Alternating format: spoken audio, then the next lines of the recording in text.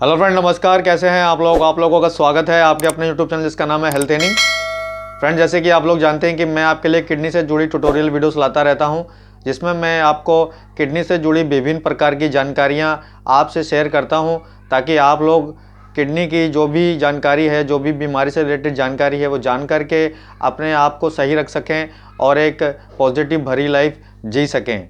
तो फ्रेंड, इसी के साथ चैनल को सब्सक्राइब जरूर करें और वीडियो को लाइक करें और फ्रेंड वीडियो को शेयर ज़रूर करें।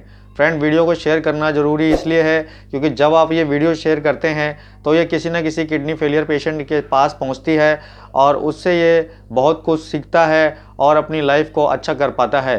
क्योंकि friend, knowledge is the power. अगर आपको अच्छे से आपकी बीमारी के बारे में एक एक चीज़ पता होगी तो आप अपनी बीमारी में अच्छे से एक पॉजिटिव एटीट्यूड के साथ जी पाएंगे। तो चलिए फ्रेंड, आज का हमारा वीडियो शुरू करते हैं। एक किडनी फेलियर पेशेंट की बॉडी में अगर फास्फोरस का लेवल बहुत अधिक मात्रा में बढ़ जाता है तो ऐसे में उसके प्राणों के लिए बहुत घातक साबित हो सकता है। फास्फेट फास्फोरस का प्राकृतिक रूप है। हाइपर फास्फेटीमिया एक ऐसी स्थिति है जब एक किडनी फेलियर पेशेंट या एक डायलिसिस पेशेंट में जब फास्फोरस की मात्रा बहुत अधिक बढ़ जाती है तब ये उत्पन्न होती है। सामान्यतः एक स्वस्थ व्यक्ति के शरीर में स्वस्थ किडनियां 125 मिलीलीटर रक्त का फिल्ट्रेशन प्रति मिनट करती हैं, लेकिन जब एक व्यक्ति जिसकी किडनी खराब हो चुकी है या जो डायलिसिस पर है तो देखा यह जाता है कि उसकी किडनी सही से कार्य नहीं कर रही होती है। उसकी किडनी जो भी हार्मोन का बैलेंस होता है और शरीर में जो भी विषैले पदार्थ होते हैं और शरीर के अंदर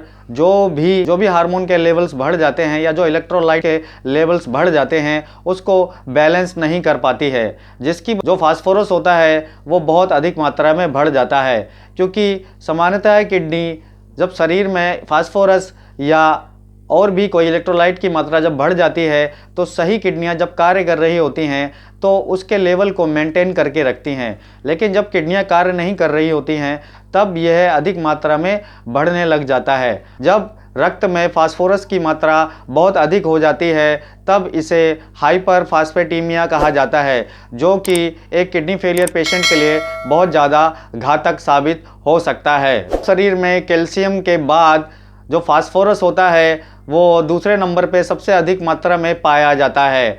ऐसे में जब ऐसी डाइट किडनी फेलियर पेशेंट ज़्यादा ले रहा होता है या विटामिन डी की मात्रा अधिक मात्रा में ले रहा होता है तो देखा यह जाता है कि उसका फास्फोरस का लेवल बढ़ जाता है। हाइपर फास्फेटेमिया एक किडनी फेलियर रोगी के शरीर पे बहुत सारे प्रभाव डालता है, जैसे कि उसके शरीर में बहुत सारी प्रॉब्लम्स होने लग जाती हैं। पहला तो उसके शरीर के अंदर जो भी मांसपेशियां होती हैं उनमें ऐंठन होना शुरू हो जाता है। पैरों में, हाथों में सुन्नपन होना शुरू हो जाता है। हाथों में झुनझुनी, पैरों में झुनझुनी होने लग जाती है। उसकी स्किन पे रैशेस पड़ने लग जाते हैं। और फास्फोरस जो होता है वो आपकी आंतों में जब खाना पचता है तो उससे शरीर को मिलता है, जो ब्लड में जाता है। और जब ये ब्लड में जाता है, जो किडनी होती है वो सही से इसका फिल्ट्रेशन नहीं कर रही होती है, तब ये बहुत अधिक मात्रा में बढ़ने लग जाता है और इससे बहुत सारी प्रॉब्लम होने लग जाती हैं, जैसे कि मिथली आना, उल्टी आना, पैरों में, हाथों में सुन्नपन रहना, झनझनाहट सी होना और भी बहुत सारी प्रॉब्लम्स होने लग जाती हैं, जैसे कि जोड़ों में दर्द होना। दिन पे दिन एक किडनी फेलियर पेशेंट या डायलिसिस पेशेंट जो होता है उसकी हड्डियां कमज़ोर होने लग जाती हैं, क्योंकि अधिक मात्रा में जो फास्फोरस होता है वो कैल्शियम का अवशोषण करने लग जाता है, वो कैल्शियम को अवशोषित करने लग जाता है और कैल्शियम का ऐसे ह्रास होने लग जाता है मनुष्य के रक्त में से। एक किडनी फेलियर या डायलिसिस पेशेंट है उसके रक्त में से कैल्शियम का ह्रास होता चला जाता है, जिसकी वजह से उसकी हड्डियों में की हड्डियां कमज़ोर होने लग जाती हैं और उसकी हड्डियों में बहुत ज़्यादा दर्द होने लग जाता है। एड़ी में दर्द होने लग जाता है, टखरों में दर्द होने लग जाता है। फास्फोरस अधिक मात्रा में बढ़ने की वजह से जो किडनी फेलियर पेशेंट या डायलिसिस पेशेंट होता है वो अनिद्रा का भी शिकार हो जाता है। उसको नींद सही से नहीं आती है, वो बहुत उसको प्रॉब्लम होने लग जाती है और जिसकी वजह से उसको और भी ज़्यादा दिक्कत होने लग जाती है। अगर कोई पेशेंट अच्छी नींद नहीं लेगा तो उसको और भी ज़्यादा प्रॉब्लम्स होने लग जाती हैं। बात कर लेते हैं उन खाद्य पदार्थों की जो कि एक किडनी फेलियर पेशेंट और डायलिसिस पेशेंट को लेना चाहिए, जिससे उनका फास्फोरस कम बढ़े। पहले तो हम ये जानेंगे कि फास्फोरस कौन कौन से खाद्य पदार्थों में अधिक मात्रा में होता है।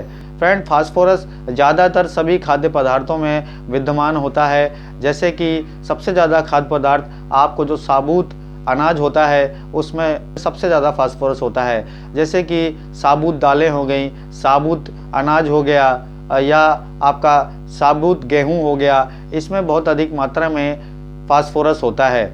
इसीलिए एक किडनी फेलियर पेशेंट को, एक डायलिसिस पेशेंट को अगर वो दाल खा रहा है तो उसको धुली हुई दाल खानी चाहिए। यानी कि जो साबुत दालें होती हैं उसके ऊपर जो चुकला होता है, छिलका होता है, छिलके वाली दालों का ही प्रयोग करना चाहिए। क्योंकि जो भी छिलके वाली चीज़ें होंगी और जो भी साबुत होंगे उस सब में फास्फोरस बहुत अधिक मात्रा में विद्यमान होगा, जो कि अगर आप खाएंगे तो आपका फास्फोरस बढ़ने लगेगा। दूसरा, जितने भी डेयरी प्रोडक्ट्स होते हैं सब में फास्फोरस पाया जाता है। जैसे कि आपका पनीर हो गया, आपका दूध हो गया, आपका दही हो गया, आपका लस्सी हो गया, इन सब में फास्फोरस बहुत अधिक मात्रा में होता है। लेकिन आप दूध तो ले सकते हैं, लेकिन दही और लस्सी का सेवन जब भी करें जब ये अधिक मात्रा में खट्टी ना हो। आपने दही जमाया रात में और आपने 1 घंटे उसे गर्मी में बाहर रखा, उसको तुरंत उठा करके आप फ्रिज में रख दीजिए। उसके बाद आप उसका सेवन कर सकते हैं सुबह उठ करके, क्योंकि उसमें जो बैक्टीरिया की ग्रोथ है वो ठंडे में जाने की वजह से कम हो जाती है, जिसकी वजह से जो दही का खट्टापन है वो कम रहता है। तो आप ऐसे दही का प्रयोग कर सकते हैं और सेम उसी दही की लस्सी बना करके ले सकते हैं। खट्टा दही, खट्टी लस्सी में बहुत अधिक मात्रा में फास्फोरस होता है। मुर्गी के मांस में भी फास्फोरस की मात्रा बहुत अधिक मात्रा में विद्यमान रहती है। इसलिए कोशिश आपको ये करनी है कि चिकन आपको स्वाद में ज़्यादा नहीं खाना है, आपको सिर्फ चिकन उतना ही खाना है जितना आपका बॉडी का वेट है। जैसे कि अगर आप 50 किलो के हैं तो आपको 50 ग्राम चिकन से ज़्यादा नहीं सेवन करना है। जितनी भी ज़मीन के नीचे लगने वाली चीज़ें होती हैं उनमें फास्फोरस और आपका पोटेशियम दोनों की प्रचुरता बहुत अधिक होती है। इसलिए जब भी आप ज़मीन के नीचे लगने वाली कोई भी चीज़ जैसे सब्जी है उसको अगर सेवन करते हैं तो उसको पहले काट करके पानी में छोड़ दें थोड़ी देर के लिए, जिससे कि उसमें से जो एक्स्ट्रा फास्फोरस है वो निकल जाएगा। और कभी भी जो भी छिलके वाली सब्जियां हैं, जैसे कि अगर आप आलू खा रहे हैं तो उसका भी छिलका उतार के ही खाएं। अब बात करते हैं कि फास्फोरस के लिए कौन सा टेस्ट कराना चाहिए किडनी फेलियर पेशेंट या डायलिसिस पेशेंट को। आपको फास्फोरस पता करने के लिए आपको ब्लड का सैंपल देना पड़ेगा और आपको अपने फास्फोरस या फॉस्फेट का लेवल पता करना पड़ेगा कि आपके ब्लड में फास्फेट या फास्फोरस का लेवल कितना है। अगर फास्फोरस बढ़ जाता है किडनी फेलियर पेशेंट का, जो उसकी सामान्य दर से ज़्यादा हो जाता है, तब उसको कौन सी मेडिसिन खानी चाहिए। तो हम ये जानते हैं जब सामान्य से अधिक फास्फोरस बढ़ जाता है किडनी फेलियर पेशेंट या डायलिसिस पेशेंट के रक्त में, तो ये उसके लिए बहुत ज़्यादा घातक साबित हो सकता है। फॉस्फेट बाइंडर्स लेने पड़ते हैं। ये बाइंडर्स आपको फोस्कट 800-500 mg में अवेलेबल रहते हैं। और साथ में सेल्बिन्योर करके एक मेडिसिन है फॉस्फेट कम करने की, फास्फोरस कम करने की आपके रक्त में से, आप उसको भी ले सकते हैं और वो भी 500 mg 800 mg दोनों में उपलब्ध है। अब बात कर लेते हैं कि ये मेडिसिन लेनी कैसे है। तो फ्रेंड, ये मेडिसिन आपको दिन में 3 बार लेनी होती हैं। जब भी आप कुछ भी खा रहे हैं, जैसे आपने सुबह का नाश्ता किया, तब आपको एक मेडिसिन खाने के तुरंत 5 मिनट बाद खा लेनी है। उसके बाद आपको जब दोपहर का आप भोजन कर रहे हैं तब आपको एक मेडिसिन खा लेनी है। और उसके बाद आपको जब आप रात का भोजन कर रहे हैं, भोजन करने के बाद 5 मिनट बाद आपको वो मेडिसिन खा लेनी है। कम से कम आपको 10 दिन ये मेडिसिन खा करके फिर से अपना ब्लड का टेस्ट करवाना चाहिए। अगर आपका फास्फोरस लेवल सामान्य दर से कम आता है तो आपको मेडिसिन बंद कर देनी चाहिए। Kidney failure patient, dialysis patient को हर महीने फास्फोरस का चेकअप जरूर करवाना चाहिए। और अगर फास्फोरस अधिक आता है तो मेडिसिन का प्रयोग करके और डाइट में थोड़ा बदलाव करके आप अपने फास्फोरस लेवल को नियंत्रण में रख सकते हैं। तो चलिए फ्रेंड, वीडियो को समाप्त करते हैं। धन्यवाद।